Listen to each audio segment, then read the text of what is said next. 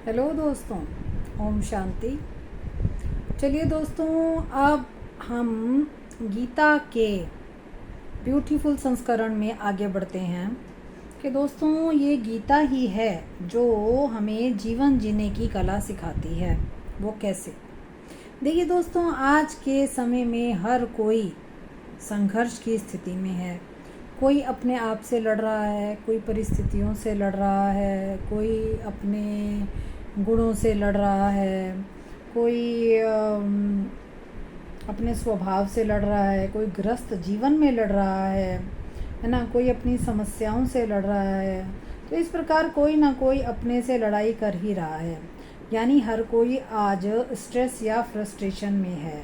तो दोस्तों, अगर भगवान ने कहा इस गीता के अंदर कि श्री कृष्ण ने अर्जुन को कि अगर इसको एक खेल ही समझ लिया जाए कि ये 5000 वर्ष का खेल है जो चलता ही रहता है, तो अगर इसे खेल समझ लिया जाए तो हमें खेल में मज़ा आता है, तो सभी तरीके भी आ जाएंगे खेल को खेलने के।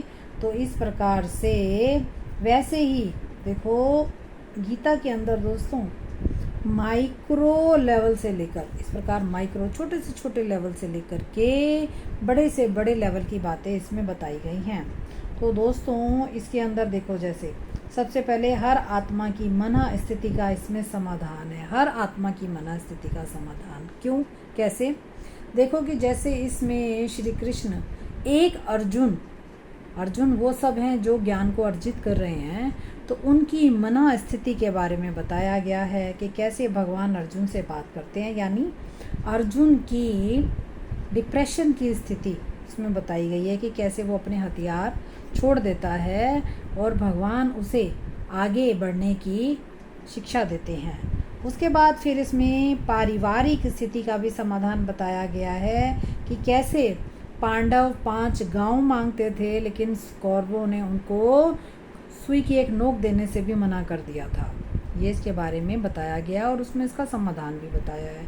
उसके बाद देखो दोस्तों, इसी गीता के अंदर सामाजिक स्थिति का भी समाधान किया गया है कि कैसे एक घर के अंदर एक ही परिवार के लोग के कौरव और पांडव एक ही परिवार के हैं, उसके बावजूद भी समाज में शकुनी जैसे लोग, अब देखो गीता के अंदर शकुनी एक को दिखाया है, लेकिन एक्चुअली समाज में शकुनी जैसे कितने लोग हैं जो भड़काने की स्थिति में रहते हैं हर समय। तो इस प्रकार इसमें सामाजिक स्थिति का भी संस्करण है। उसके बाद देखो, इसमें गीता में राष्ट्रीय स्थिति का भी समाधान है कि जिसके अंदर महात्मा गांधी भी कहते हैं कि जब अंग्रेज़ों ने भारत के ऊपर अधिकार जमाया हुआ था ना, तब वो कोई भी मुश्किल परिस्थिति में गीता का ही अध्ययन करता था महात्मा गांधी। तो इसका मतलब ये कि ये राष्ट्र की ऊपर जो हमारे धृत भावना यानी बुरी नज़र रखे हुए थे बाहर के देश, उनके बारे में और उनको कैसे निकालें, उनकी महत्वाकांक्षाओं या उनके स्वार्थ को कैसे समझें जो अंधे हुए पड़े हैं, इस बारे में इसमें डिटेल में बताया गया है। वैसे ही गीता के अंदर वैश्विक स्थिति, पूरे विश्व की स्थिति देखो, पूरा विश्व ही कैसे युद्ध के किनारे पर आज खड़ा है, तो ये वैश्विक स्थिति के बारे में भी इसमें बताया गया है। इसी प्रकार से दोस्तों इसी गीता के अंदर आज व्यक्ति खुद को, जिसमें भगवान कृष्ण ने अर्जुन को कहा है कि हे अर्जुन, तू खुद को समझ, अपने मन को जीत, मन जीते ही जगत जीत है। ये श्री कृष्ण के शब्द हैं गीता के अंदर। तो इसका मतलब क्या कि आज व्यक्ति खुद को भूल गया है कि आखिर वो है कौन, और अगर वो खुद को जान जाए ना, तो वो अपनी ऊंचाइयों को और अपनी स्थितियों में फिर से खुशी आनंद को पा सकता है। यानी वो खुद को भूल गया है, यानी आत्मा आज खुद को भूल गई है कि वो है क्या। वो तो एक आत्मा है, शरीर तो बार बार विनाश को प्राप्त होता है। उसी प्रकार से दोस्तों आज खुद को भूलने के कारण ही इंसान के अंदर फॉल्स कॉन्शियसनेस या ईगो कॉन्शियसनेस, नाम मान शान की कॉन्शियसनेस बुरी तरह से घर कर गई है। तो इस प्रकार से दोस्तों जो भगवान का साथ चाहते हैं ना, वो गीता में ही दिखाया है कि वो सिर्फ 5%, 5 पांडव दिखाए, माना पूरे विश्व में 5% ही हैं, और बाकी कौरव 100 पूरे दिखाए, यानी पूरा विश्व ही कौरव है। तो देखो ब्रह्मचर्य में रहने वाले द्रोणाचार्य, गीता में द्रोणाचार्य दिखाया है ना, वो भी किस में पढ़े लिखे थे, लेकिन फिर भी अपने ब्रह्मचर्य का ही उन्हें बड़ा मान था। ऐसे ही देखो आज हैं भीष्म पितामह, इतने बड़े बड़े ज्ञानी ध्यानी भी अपने गुरूर में मग्न थे। तो मनुष्य के अंदर आज ऐसे देखो, मनुष्य के अंदर लोगों में दो प्रकार की प्रवृत्ति होती है। कौन कौन सी? एक सुरी और एक असुरी प्रवृत्ति। तो आज पूरा विश्व असुरी प्रवृत्ति से ग्रस्त है। तो दोस्तों इसके अंदर देखो, जो लोग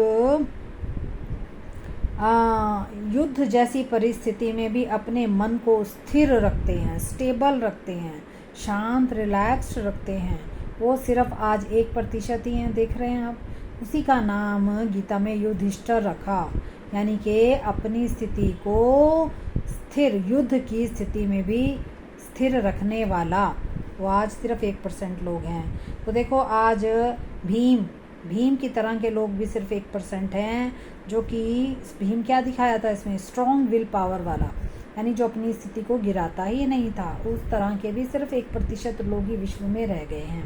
इसी तरह से दोस्तों देखो आगे हमें दिखाया है अर्जुन, और अर्जुन माना ज्ञान को अर्जित करने वाले, मतलब आध्यात्मिक ज्ञान को अपने जीवन में लाने की इच्छा रखने वाले 1% लोग ही रह गए हैं। और नकुल नेक्स्ट भाई दिखाया है, नकुल 5 भाइयों में।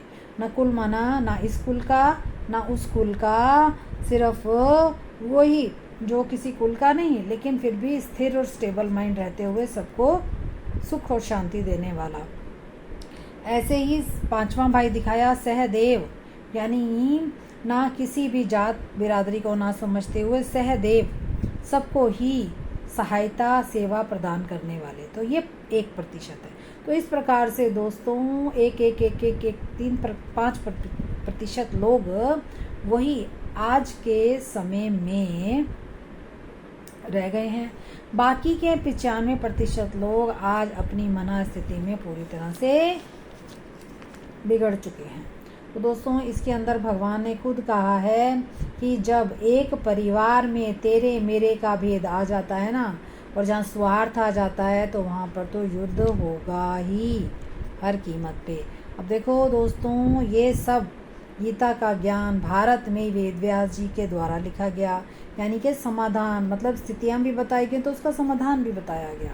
तो अब दूसरी तरफ देखो दोस्तों, फ्रांस में नोस्ट्रोजेमस भी एक हुए थे, जिन्होंने एक पूरे गोले का साक्षात्कार किया था और भविष्य को देखा था, विश्व के भविष्य को देखा था। लेकिन इसमें उन्होंने प्रॉब्लम्स बताई थी, विश्व में क्या मुश्किलें आएंगी, लेकिन उनका समाधान नहीं बताया था। और इन प्रॉब्लम्स को भी उन्होंने अलंकारी और काव्य भाषा में लिखा, जिसको लोग समझ नहीं पा रहे थे।